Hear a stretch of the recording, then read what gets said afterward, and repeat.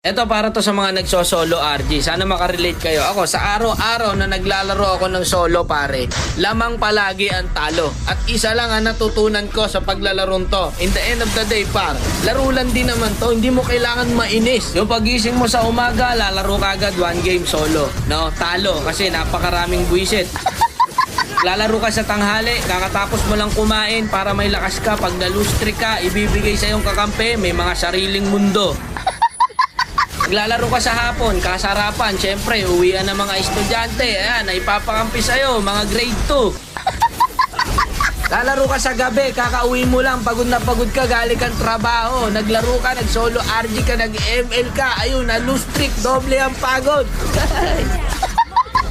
Kung inaakala mong pampatanggal to ng stress, nako hindi ko, nagkakamali ka dyan kaibigan. Pagkagising mo kinabukas, masakit na likod mo sa trabaho, masakit pa ulo mo no, sa mga schoolworks, dadagdag pa tong mga kakampi mo to. Kung naghahanap po kayo ng tunay na problema, mag-solo RG ka, nandito ho lahat. No? Lahat ng hinahanap mong klase ng problema, nandito.